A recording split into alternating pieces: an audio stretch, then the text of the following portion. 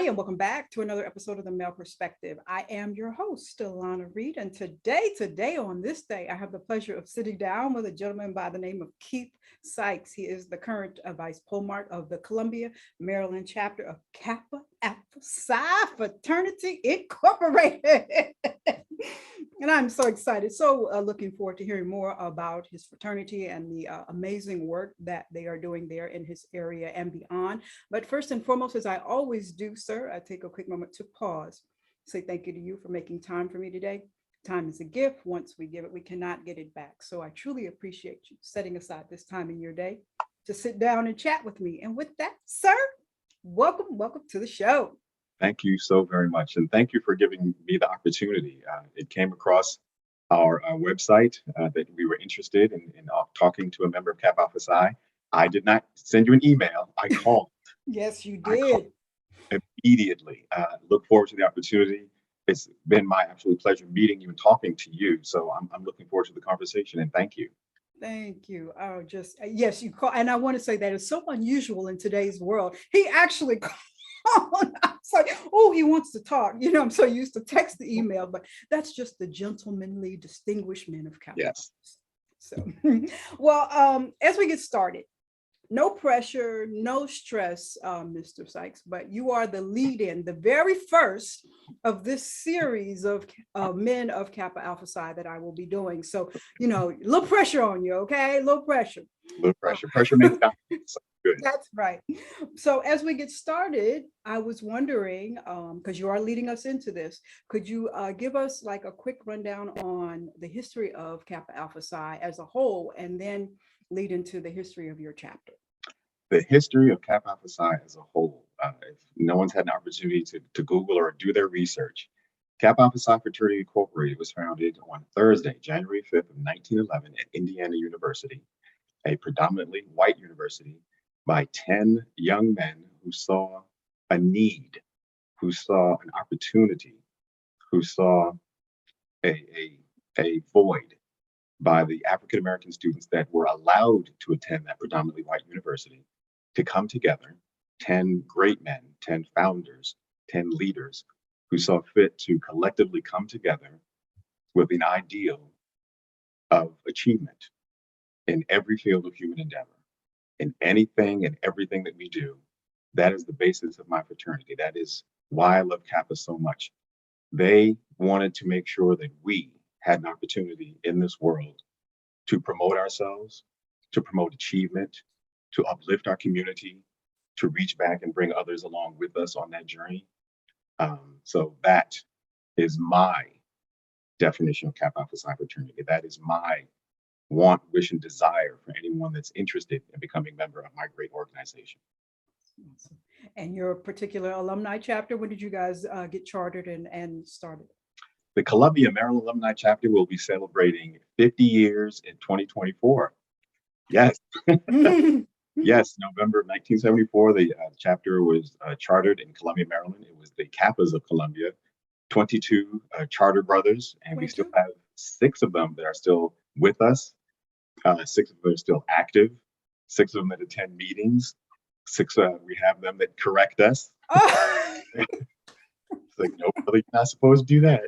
Yes, sir. You know your elders, yes, elders. Respect and love. They are with us on a regular basis. They attend chapter meetings and committee meetings. And the chapter is definitely committed to our community out here in Howard County, Maryland. We're all about education. We're all about lifting up the young people, especially through our Kappa League mentoring programs, the various community service things that we do, the Maryland food bank that we work with. It's a myriad of things that we make sure that we're doing. It's not just about putting on the colors and throwing the yo and twirling a cane and stepping. We're politically connected, community connected. We have an active silhouette team that actually does a lot in the community as well. Silhouettes are our wives. Okay. So we make sure that we are giving back because so much has been given to us in the community. And it would be selfish of us not to reach back and do everything that we possibly can to uplift not only the chapter, but uplift Howard County as well. Awesome. Now, I do plan to get into or break down a lot of the community work that I saw that you gentlemen are doing, because it's so much, but I do want to get into some of it. But I have a couple of more questions I want to ask. as I was roaming around the internet, I think I saw a like a landmark, a historical at Indiana University, because you mentioned this in the history. Is there the frat house there that people can go and tour? Is did I see that correctly? The original 72, yes, Hunter Avenue, the original fraternity house. It's still on the campus. It's still on the campus. You can actually set up tours to go through there. We did it during our 100 in 20. We did have an opportunity to go through there, touch the building, which is awesome for many of us that have that love to actually touch the building that your founders walked through, stood on the steps, were in rooms and having meetings. It is still there at Indiana University, and anyone that trek out there, any of us, we go to the building. That is one of the first things we want to see is the actual frat house. So yes, it is still there. The great pilgrimage. It is. It's an amazing feeling. Do you become a member? And these historical sites, you go to the founders' grave sites just to touch their stone and say thank you for the gift that you've given us. But to go to where it all started at Indiana University and actually lay hands on that building, and you think back from reading the story and from the conversations you've had with your senior brothers, of then the ones that have met the founders, and that's another awesome aspect of being in this. You have so many members that are 60, 70, 80 years, 90 years into the bond, and have conversations with them, and then to go and lay hands on that building, just to touch the framework of that building is amazing. It is absolutely amazing. Yeah, just to sense the shoulders that you stand on, And that's what they had to go through to get us to the point that we are, to change the name from Kappa Alpha Nu because of a racial slur, to have that forethought to, I don't want you to be called that racial slur anymore. So I'm changing the name of the entire organization. So it will never be used against you as a weapon or as anything derogatory. And to go and sit on the steps or touch that building and look in the rooms where they had those conversations. It's amazing to me. It's absolutely amazing that we have that opportunity. So overwhelming. I just think a lot of our younger generation really needs to understand some of the struggles that people went through so that we have the opportunities that we have today. And, what you see and witness with that experience there, that's just one of those things. It's just so overwhelming to have that. Let me get going because I see now that I could probably take up more than my 30 minutes with you today. I have one more question I want to ask before I get into the community work that you do. Yes. Now, many years ago when I was an undergrad, many years ago, one of the things that I used to enjoy doing was going to step shows, and you kind of alluded to it, right? Energy was crazy. Everybody was just having a good time. And when the fraternities and sororities got on stage, crowd just went crazy. But you Kappas brought a very different element to the stage. I don't want to say it's a prop, but it's an essential element to your identity, and it's these canes. Yes. Could you explain what is it with you Kappas and these canes? And the canes, yes.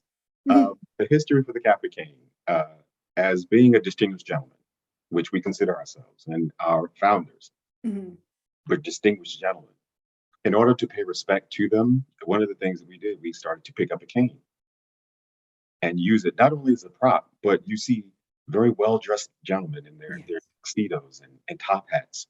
And the spats on their shoes, beautiful. And they were walking with these walking sticks.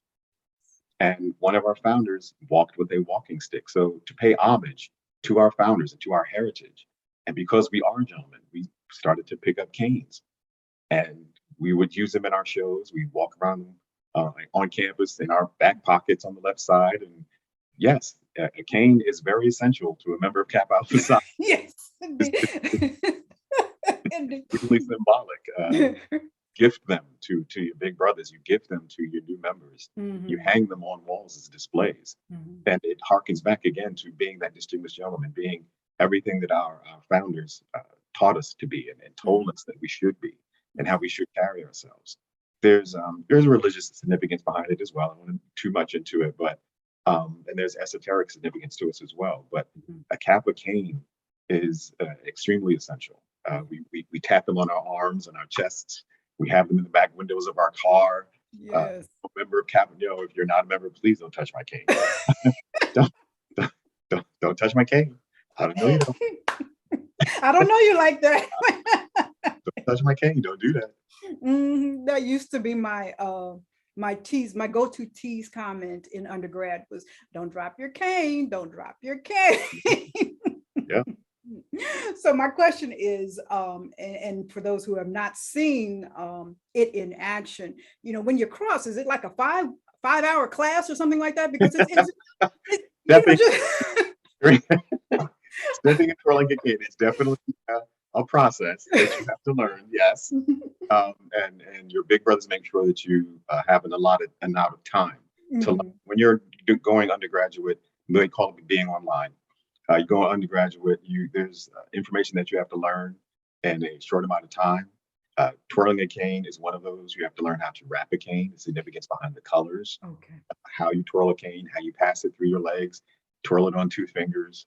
The feel of your cane is you have to understand that. You have to know the balance of where it belongs, as far as where you can balance it on that 1 finger and do the tricks and whatnot. So yes, there's quite a bit of time allotted to. Yeah, I mean, to see it in action, you're like, whoa. Committed into learning how to handle a cane. And then if you are, coordinately deficit, then you have to pick that up as well. It's like, I'm going to hold this. I'm not going to drop this anymore. So it's all part your of the process. Your knuckles catch it. You get tossed to you. Your forehead catches it. Well, yes, you will learn how to twirl a cane. Awesome, awesome. And is the bow tie part of the uniform as well? Yes, you will learn how to tie. You knot a bow tie. You don't tie a bow tie. You tie a necktie. You knot a bow tie. And no self-respecting brother will have a clip-on over the head. Oh no, you will learn how to knot a bow tie. Yeah. I love it. I love it. Awesome. Well, let me get into the work that you do, because a lot of times, as I said, we see the fun stuff, the party stuff, but a lot of people don't understand that there is a lot of community service work that is ingrained into the fraternity. And you mentioned the Kappa League mentoring program. Now that's, I think that's the nationwide initiative of Kappa Alpha Psi.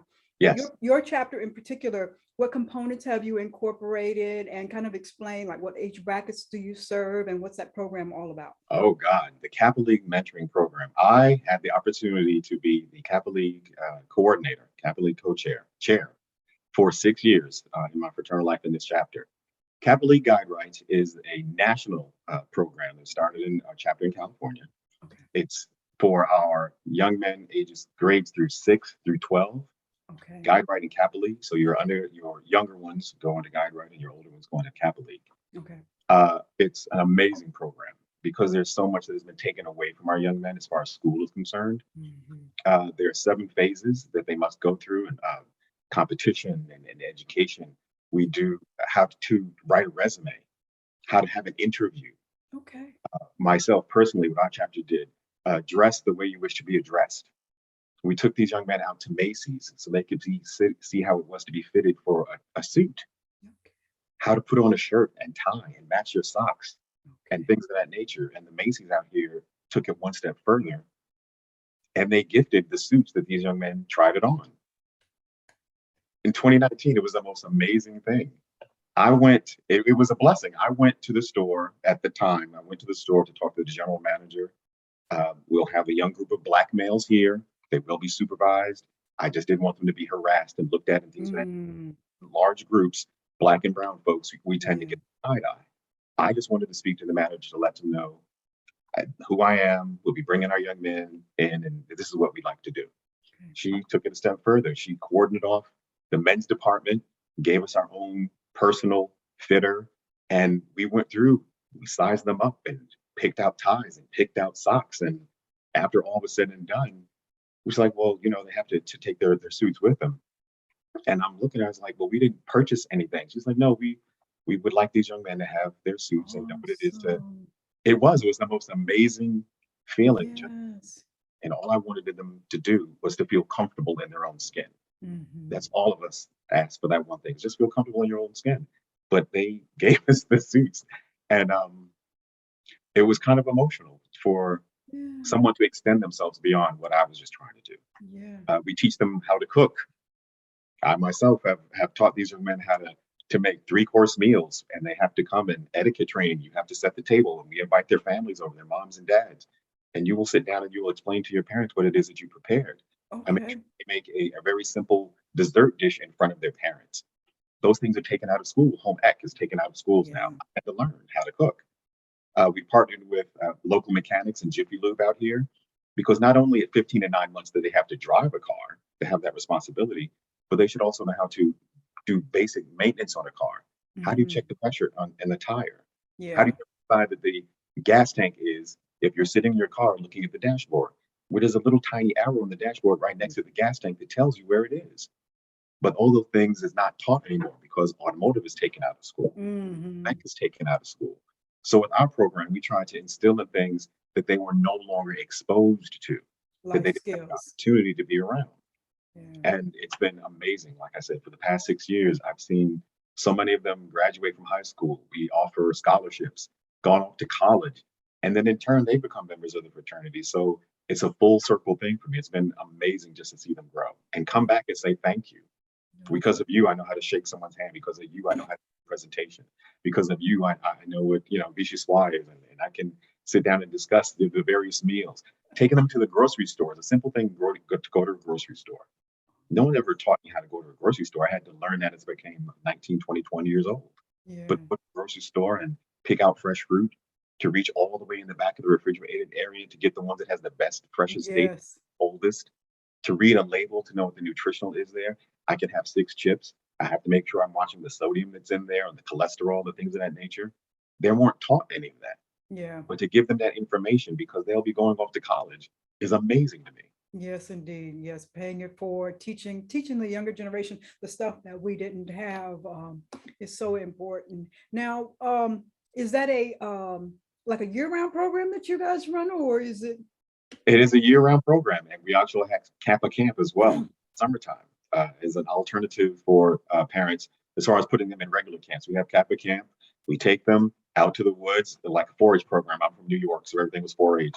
Uh, you take them out to camp and you teach them how to fish and Okay. navigate in using compasses and pitch a tent and everything that they're not normally exposed to. You want them to be well-rounded individuals when they do become that young adult, 19, 20, 21 years old, and have those kind of conversations with their white counterparts. Well, do you know how to ride a horse? Yes, I did that at Kappa Camp. Do you know how to swim downstream or row a boat downstream? Yeah, I did that at Kappa Camp. So those are the things that you want them to be exposed to. Mm-hmm. The immediate program or the internal program, we follow the school year. So it's from September until May, August until May. We know that students have other curricular activities that they're playing sports and doing other things. So we try to make sure our program meets with them at least 3 times a month. Okay. One is a community service because in Howard County, you have to have X amount of community service hours in order for you to graduate. So that's incorporated in as well. We have the Adopt a Road. We have the Maryland Food Bank program that we make sure that they come out and give back to the community at an early age. Okay. Have a social aspect of it where we do something that's African American oriented. Okay. Anytime there's a movie where a Black actor is the lead, we make sure that we take them as a group. We go to the various sporting venues at all of the HBCUs that are out here in Maryland. We'll go to a Bowie State basketball game or a Howard University football game because we want them to know what it is, that collegiate experience, to Yes. sit on a university's campus and actually see people that look like you enjoying themselves and learning and having a good time. Yes, So indeed. we follow the school year, make sure that they follow the doctrine that we put in front of them. This is where you're going to go. This is high Planting school, is just high seeds. school, and I see you going on to college. I see you Planting taking seeds. courses. I see you getting your degree. I see you walking across stage. Awesome. Planting seeds. Amazing. Awesome. Do are there requirements for the young men to join, or how does somebody connect with you to get enrolled into the program? Parents, some of the other organizations do base it off of a GPA, which is fine for them. The other orgs do it that way.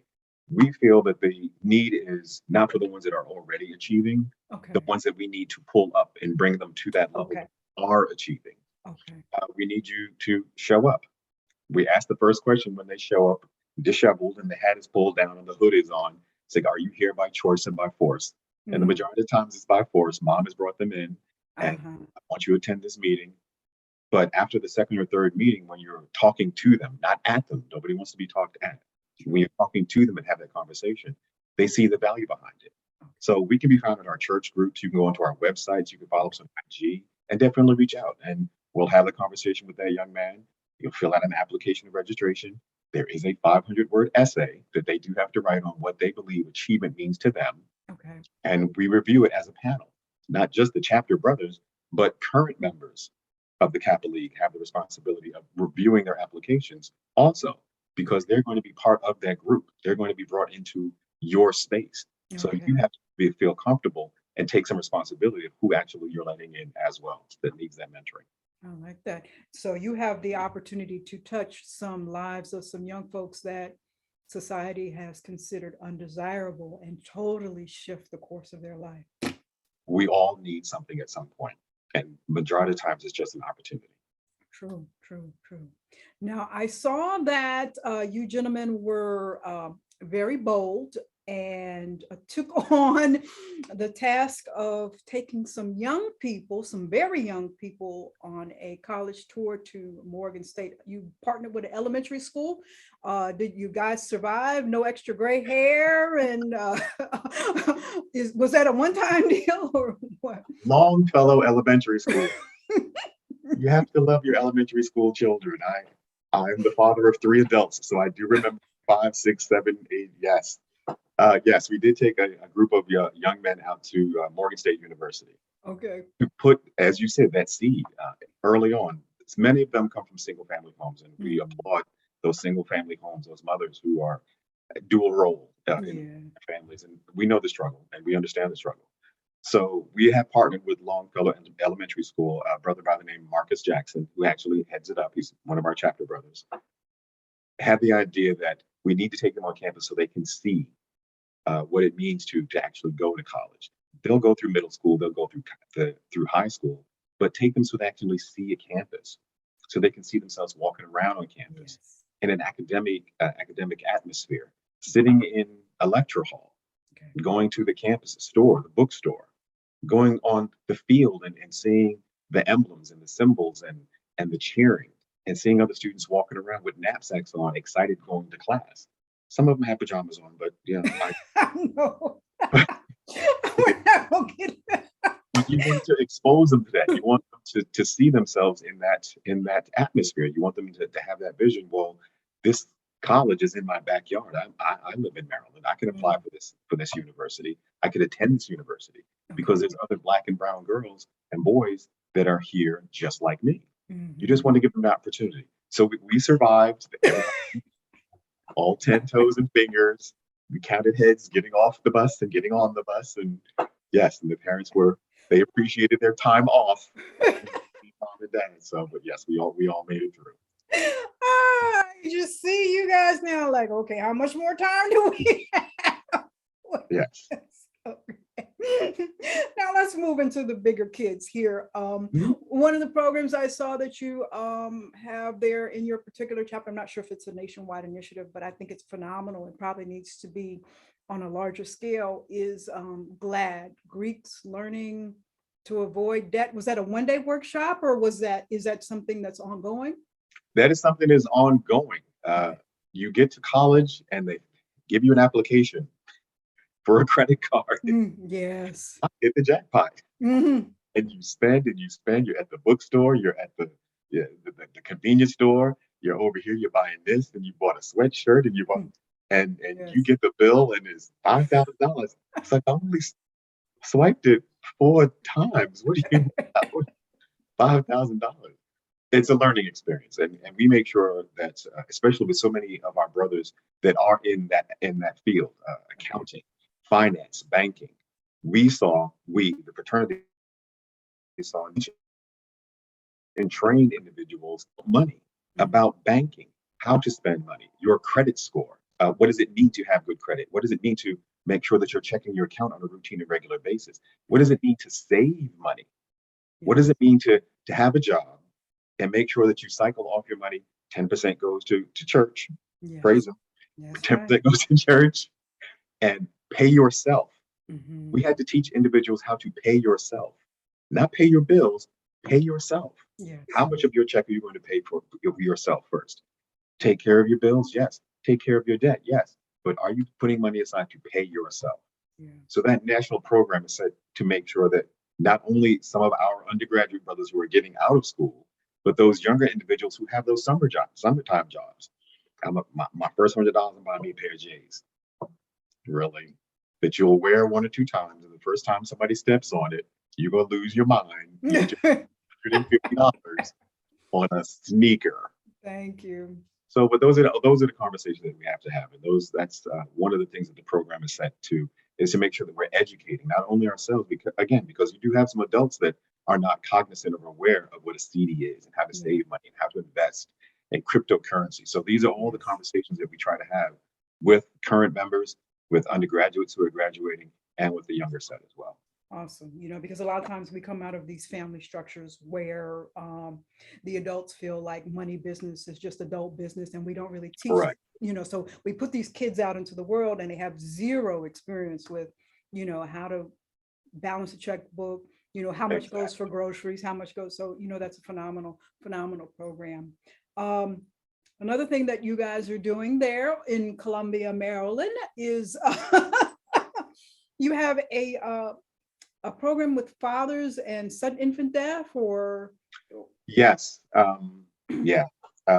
SIDS, sudden infant death syndrome. That's one of the national programs by the international headquarters out of Philadelphia. Okay. There are a lot more single dads out there.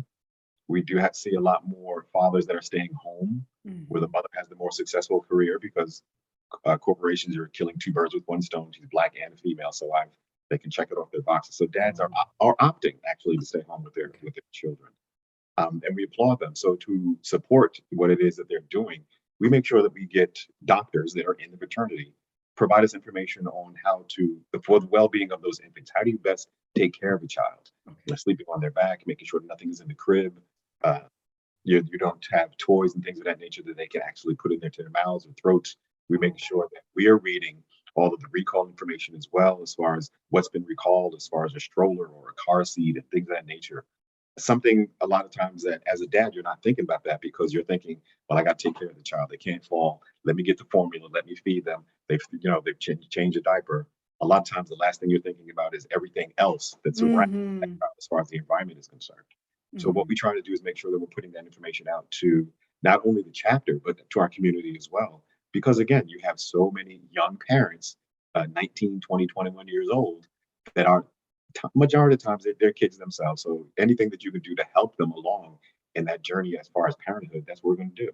That's true. And a lot of the stuff that you guys are doing, nobody gives you a handbook as you go into these roles. So, to have somebody take you by the hand and walk you through. Learning experience every day. Yes, indeed. Like, oops, didn't get that right. Hold on a second. Let me try this again.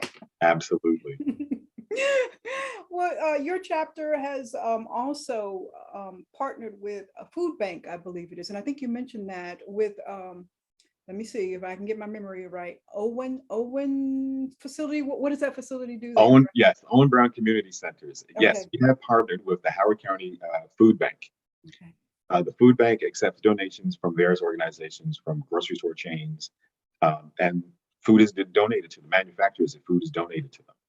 Our responsibility, our civic and social responsibility, for those of us who have enough monetarily to go to the store and purchase those items and to get nutritious foods in for our families. It would be extremely selfish for us not to make sure that our neighbors are not taken care of, that the elderly are not taken care of, who don't have that opportunity for whatever reason, financially or physically, they can't get to a store. The Maryland Howard County Food Bank has asked us to come in and help stock shelves. No problem, we'll stock the shelf. Maryland, the Howard County Food Bank has asked us to put bags together. No problem, we'll put a bag together. The Howard County Food Bank has asked us to go to senior centers with these filled bags of nutrition products to take them into the main lobby and have the citizens and members come down and pick them up and take them home so they have nutritious food. That's not a problem. You may have that one or two individual that has mobility issues and can't get it upstairs. Would you mind taking it upstairs? Sure. That's not a problem. Mhm. I can't see living in a world where we're not extending a hand, especially if a hand has been extended to so many of us. True. So it would be extremely selfish for us not to give back for the community that we live in. Yes. Majority of the members in this chapter live in Howard County, one of the richest counties in in the United States. For us, yes. Yes. And I have the opportunity to live in this county Mhm. and see my neighbors. I had to get used to that coming from New York. You know, love my New Yorkers. We're not the friendliest people. Don't say that. I love my. I'm from Brooklyn, the planet of Brooklyn. But for someone to speak to you that you do not know walking on the street, it's kind of like, why are you sick?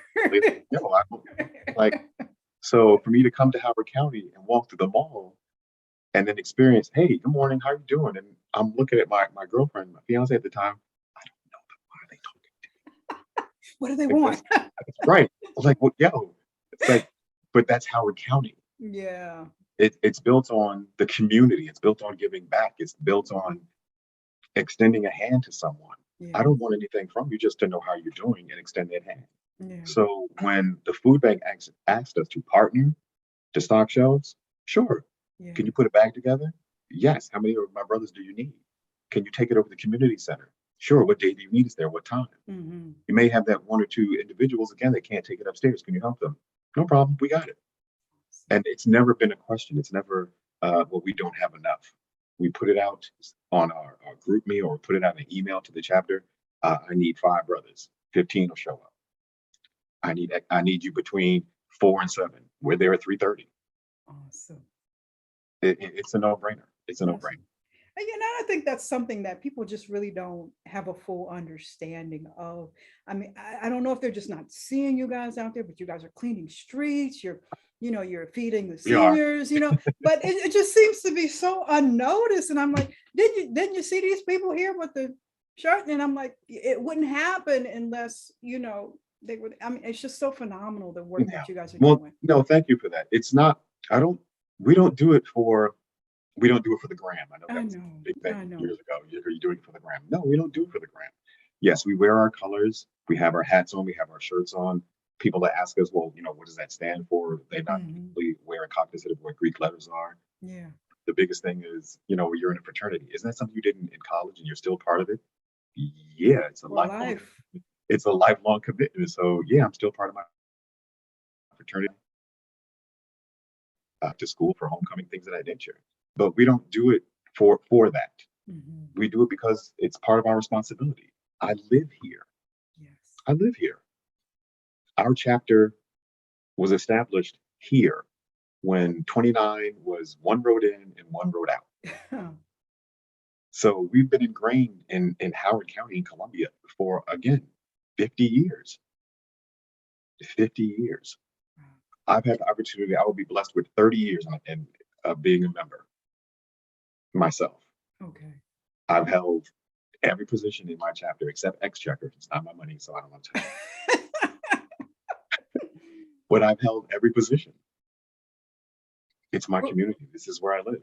Were you an alumni chapter in Brooklyn or undergrad is where you? No. I'm alumni chapter at Columbia, Maryland, Brooklyn. No. No. Love Brooklyn. No. Hampton University, Virginia State University. I double dipped as far as HBCUs were concerned. So yes, but I became a member of the Columbia, Maryland Alumni Chapter in '96, April 6th of 1996 at 6:36 p.m. 6:36. He's got it all done. Okay. Oh yes. Oh yes. Well, I don't want to leave everybody with the impression that all you guys do is community service. There is some balance. I saw as I was roaming around the gram and your website that you gentlemen recently had a chapter retreat. Yes. And I see that I missed my spot at the domino table. So hopefully the next one I can catch my seat and put a whipping on a few of you brothers. But I have corrected. I was like, we're gonna play dominoes. It's like, don't you ever call them dominoes. Those are bones. Yes. Yeah, bone. I'm trying to be correct because I don't know who I'm dealing with, but it is bones for me. But I said, let me be, ladylike here. Yes. Till I actually sit down at the table. But maybe I can catch the next one and embarrass a few of you brothers. But it brings to mind, like, do you guys have any, gentlemen, have any other social engagements coming up? And do you tie them in with fundraisers that people can assist you? Because it takes money to do the things that you guys do. Yes, it does take money for the things we do. Yes, the retreat we just had, the ones you're speaking of, was a 4-day retreat. It started on Thursday the 18th. Okay. And we have a program called Polishing the Diamond. Okay. Which is done virtually. We have a brother by the name of 𝗙𝗘𝗏 O'Neill, who is a clinical psychiatrist. And it gives brothers an opportunity to log on and talk. Okay. A lot of times men don't have space to talk. Black men in general, we don't have space to talk.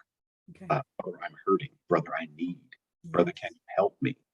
I just need to get this off my chest. Yes. So we started the retreat with that to give, and we've been doing that for a while now, but we give brothers an opportunity to log on and talk unabashedly. And the conversation is just for those that are online. We agree not to it's not discussed outside of this safe space.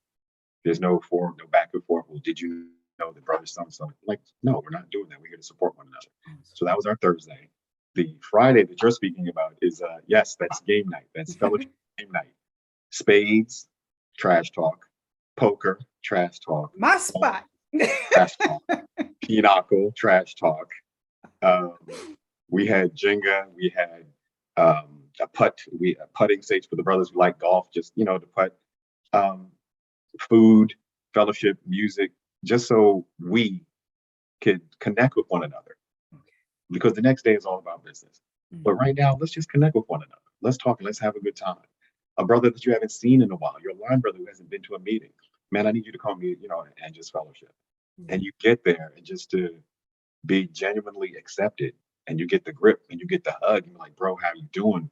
I haven't seen you in a minute. How's the family? It's like, what do you mean your kids have just graduated from school? But we reconnect on such a fraternal level that we don't have the opportunity to do because you have chapter meetings, because you are doing community service, you're doing this, that, and the third. Saturdays, all business. Breakout sessions, it's the budget, it's what we're going to do for the following year. Are we setting anything up for the community service? Are we setting up anything up for the program? So yes, we do get down to business. And yes, it does take money to do those things. Speaking thereof, we have the first time that Howard County is going to be having part of what we call CBC Meets the Met Gala. Okay. It is a Black Excellence Gala that we're hosting at Howard County Community College on July 29th, which is Saturday. Okay. From 7 to 11, celebrating Black arts and history. We're reaching out to local artists that we want to put in the forefront, to have them put their things up in a gallery. We're reaching out to sculptors. I need this up on a gallery. Black designers. We need this up in a gallery. We are inviting the local dignitaries. We're inviting the dignitaries from our fraternity, from the other organizations to come out. It is a fundraiser. The majority of the money that's going to be raised is for our Kappa League. Okay. For them to do the things that they can do free. So we can provide those scholarships for those young men that are going to a 2-year or 4-year college, vocational college as well. Okay. So that'll be on, again, July 29th. Follow us on the gram. July 29th, which is a Saturday, from 7 to 11 at Howard County Community College. It's going to be a beautiful affair. Again, it's something that Howard County has never seen. And our program chair is doing amazing things, bringing these things together, things that we've not done in the community before. A day party, a brunch, a simple day party or a brunch. Howard County has not seen the likes of that for us before. So distinguished, so Kappa-like. But those are the things that we're trying to do. And that for our chapter especially, we are the only chapter, the only Kappa chapter in Howard County. Oh. There's Baltimore City, Baltimore County, 3 or 4 chapters. Okay. Silver Spring, DC, and 3, 4 chapters, spread out. But we're the only ones in Howard County. We're the only Kappa chapter in Howard County. All right, big work to do. Okay. A lot of work to do and a lot of responsibility. Okay. Well, sir, I've probably taken more. Yeah, I've taken more than time. I always do. I have one more question, and then I'm going to ask you my random question. Yes. You said you have been a member for 30 years now? It will be 30 years. Yes. I don't look it, but yes, I'm 57. I will be a member for it. It's coming on 30 years. Yes. 30. Congratulations. Now, I was looking, as I said, through your pictures on your website and your Yes. Instagram. And I see that there is a wide range in age of brothers in your particular chapter. So just a reflective moment, since you've been a wonderful, amazing man of Kappa Alpha Psi for 30 years now. Where do you foresee the younger brothers advancing the fraternity in years to come? What would you like to see? The younger brothers, the youngest member we have right now is a young man by the name of Tyler J. Walker. Tyler is a graduate of Hampton University. Tyler is 23 years old. Tyler has so much potential, so many ideas. Yes. He is intelligent and articulate.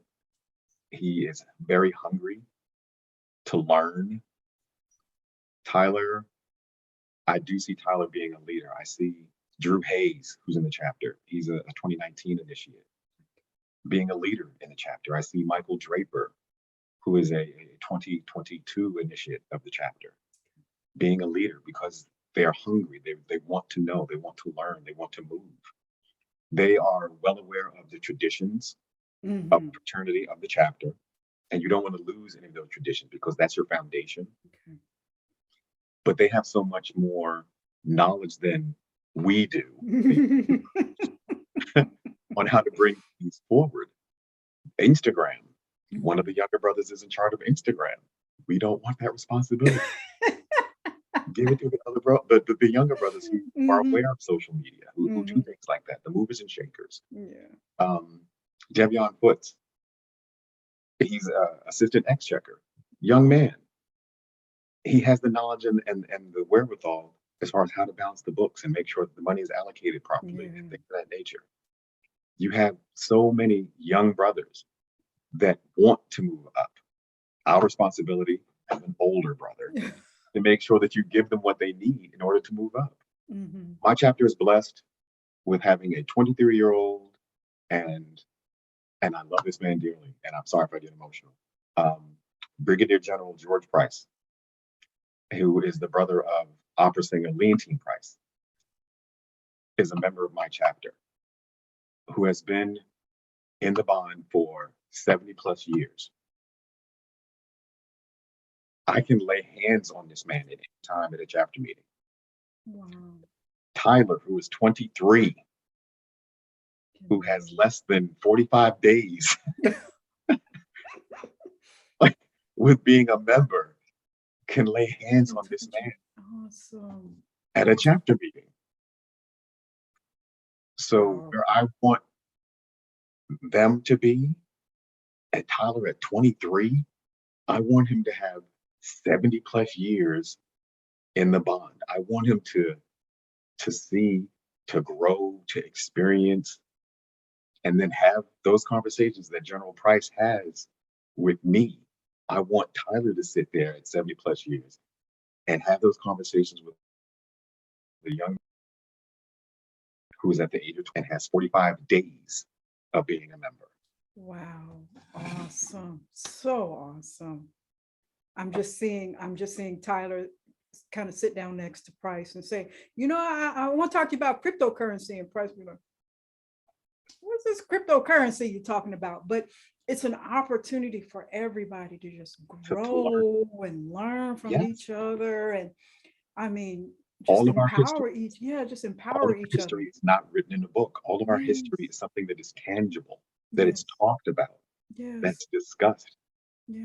He has an outstanding memory. The first time that I met him and he called me by my name, I welled up. Out of all the brothers in the chapter, you remember my name? Well, Brother Sykes, I see the amazing things you're doing with the league. And I looked at him like, me? Huh? Right. This man knows my name. It was the most amazing, I kid you not, it was the most amazing feeling.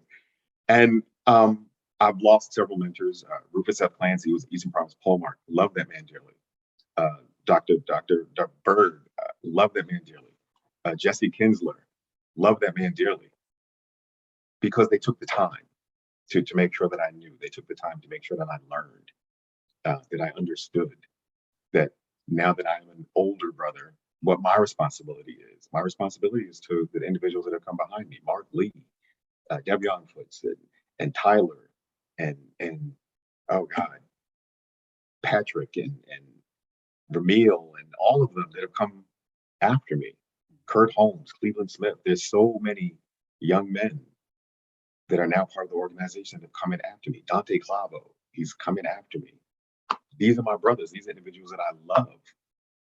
So why wouldn't I want them to advance and move forward? So where do I see them? I see them as leaders. I see them as taking the chapter forward. Everything is changing. Yes. They're going to be the ones that they're going to institute that change. I just want to sit in the back of the meeting and, you know, and eat. And I agree. I disagree. What time we leave? We have a young boy. Come over here. Come over here, boy. Exactly. I'll talk to you for a second, young boy. Yeah. Young man, come over here. Yes. Definitely, brother so and so. Yes. Could you pick my plate up, please? I'm trying to go home. I'm good. Just that's where I see them. Yes, let these young brothers come in and do the things that we're training them to do. Be the leaders that we know that they are. We wouldn't have voted on them if there was something, a spark that we saw in them. I see this young man doing this. Mm-hmm. I hear it in his voice. His paperwork is one thing. His interview touched me, and I know what he can do. I'm aware of what he can do. Let's give him the opportunity to do it. Awesome. And you know, it's just so amazing how that expands well beyond the organization itself. You know, these gentlemen end up being leaders in their community, in their workplace, in their families, and it just the teaching lessons extend far beyond just the brotherhood. And it's just so important. It's just so important. And I just people don't understand. I just think I hear some people, you know, kind of pushing back against the fraternity sorority life, and I'm like, you don't really understand once you unpack it, everything that's involved there, and all the teaching lessons there. I've explained it. It's been explained to me that having a brother is completely different than being part of a brotherhood. Mm-hmm. Having a brother, yes, this is your biological brother, and you love them and you've grown up with them. Sometimes it's not the greatest relationship, but that's still your brother. That's still your blood. Being given the opportunity to be part of a brotherhood is completely different, where there is globally a world filled with individuals that have experienced the same thing that you have experienced, that know the same esoteric information that you do, that now have your back, that are there for you based on the simple fact that you are now part of the brotherhood. I can go to any state in the continental United States and let the local alumni chapter know, if whatever city I'm in, brothers, I'm in your backyard. But where are you staying? Are you coming through? I've got your next meal. I can go to Germany alumni. I can go to Dubai alumni. I can go to Japan alumni. I can go to the Dominican Republic. Dominican Republic has a chapter. It is not just my backyard. Being part of the brotherhood is not part of my backyard. I have brothers in my chapter that I can call at any time, and vice versa. And it is the most amazing experience and feeling. Awesome. You know, we need communities. We need that type of essence overall. And like I said, I've just never understood why people push back, because you just don't understand how expansive it is and how it touches and how the reach is. And I don't know. I appreciate y'all. And please don't drop your cane. No, we will try not to drop the canes. Yes. You can twirl. I can twirl. Yes, I can twirl. I have several canes. I can twirl. I can step. I can bop. I can shimmy. My shoulders are wet. I can do that. Yes. Okay, because like you said, not everybody is inclined, so but anyway. Well, let me ask you my random question before we talk for the rest of the day. So let's see what we've got. How, sir?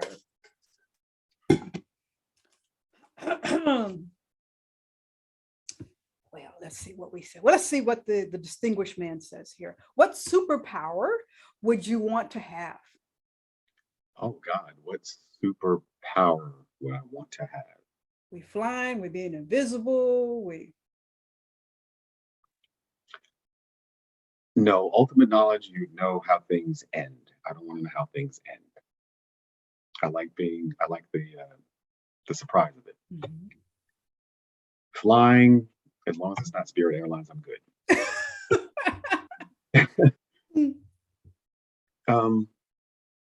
Longevity, there'd be so many people that I would miss that would go on without me. Wealth can only buy you so much. I don't know. That's a very good question. What superpower? Maybe to provide peace and understanding. What a servant! What a servant! If I had the opportunity to provide peace and understanding, because I think that's where a lot of discord and disconnect starts, where we don't have an understanding of one another. Again, going back to talking to and talking at someone, you don't know their situation, you don't know their circumstance, you don't know their steps that they've taken, you don't know their footpath. To approach it with not all of this immediately. If I could do this, if I can extend my hand, it's like, well, okay, well, do we need to talk? Is everything understand? Can we, break bread? I make a mean panini. We can sit down and talk it over. But I don't know, just if I have the ability for peace and understanding in my own world and everybody else's world, if I don't know, I think that's what I would want, peace and understanding. Money comes and goes. I can't buy happiness. I don't want to outlive people that I love. I miss them entirely too much. Yeah, I don't want the knowledge to know how things end. Yeah. Awesome. And you just mentioned, I think that's another thing that you learn from being a part of the brotherhood is like, we're not going to always get along, but we're still. Love my brothers, but no. Like, let me go sit over here on this side of the room. Right. No harm, no foul, but okay. Let me circle back to you in a week or so. Right now. Yeah. Let me go over here. Right now. Ooh, Jesus. Pray for me. Pray for me. Hold on. Let me read about this brotherhood thing one more time. Hold on a second. Praise him. Good Lord. Okay. Oh. It's just Tuesday. Okay, I see. Crazy. Hallelujah. Yes. I love my brothers. I love my brothers. Oh, let me say that a couple more times. What a friend we. Yes, indeed. Oh my goodness gracious. I love it. I love it. Well, Mr. Sykes, as we close out, if we are ever in your area, if we ever want to support your chapter, just kind of peek in and see what you're doing, please tell us how we connect with you, website, and all of that stuff. The Columbia, Maryland Alumni Chapter. You can reach us on our IG, thanks to our younger brothers again. Drew Hayes, love that brother. CMD, you can follow us at CMD. We have an IG page. You reach out to us on our website, the Columbia, Maryland Alumni Chapter of Kappa Alpha Psi. We have a Facebook page. Please, you type in CMD, the Class of the East, spelled with a K. Okay. We'll pop up. We're on the tourism guides. We're a part of the National Panhellenic Council out here in Columbia, Maryland. And collectively, there are so many chapters out here that we partnered with, and our brothers. It's just amazing out here. The Silver Spring Alumni Chapter, Hinesville, Landover, Baltimore Alumni Chapter. DC alumni, Alexandria Fairfax. There's so many of us, Towson Catonville. There's so many amazing brothers that I have the opportunity to know and meet and learn from. College Park, Sandy Springs. Deuce, yeah, Ray Peel. I love that brother. He's the most energetic, new initiate. We can do this. We can do this. We can do this. Yeah, I mean, I have some of the amazing young brothers and some of the brothers that are in my same generation. Kevin Harrell, I have nothing but the utmost respect for these brothers. CJ Barnett. So, yeah, but type of Class of the East, type in CMD, Columbia Alumni Chapter. You will find us. You found me. So you will definitely find that. You will definitely find us. And if I could, I just want to thank, I'm the Vice Polemarch, so I'm second in charge. But I thank my Polemarch, 𝗙𝗘𝗥𝗜𝗚, who's the 35th Polemarch of the chapter, for allowing me, giving me this opportunity. I reached out to him and said, well, do you mind? He's like, absolutely not. You're more than welcome, and please, and speak up. So thank my Polemarch, our other officers, our exchequer, our keeper of records, our reporter, all those individuals that make the chapter function properly and well. So thank you for the opportunity to talk. I appreciate it so very much. I really do. Thank you, gentlemen. Thank you, gentlemen, just for being amazing, just for setting the examples that you do, the mentorship work that you do, the boots to the ground community work that you do, just for being the distinguishment of Kappa Alpha Psi. And save me a seat the next time. Spades, dominoes. I'm coming for y'all. I'm coming for y'all. Trust me. All right, now see, that's the trash talking table. Like, no, that's me. I'm coming for y'all. Leave them alone. Y'all might want to say, well, we're gonna pass her on to the other one of the divine be, but after I embarrass y'all, but I'm coming. Yes. It's always a good time with the brothers. Well, sir, I thank you. I thank you and the rest of the brothers for being so amazing and phenomenal. So from below me, I appreciate you. I appreciate you back. Thank you so very much again. And your listeners, everyone that tunes in and listens to the things that you put out there, they have got to appreciate you. So thank you for that opportunity. Thank you. Thanks so much. That is all for this week's episode of The Male Perspective. I am your host, Lana Reid, and I will see everybody next time.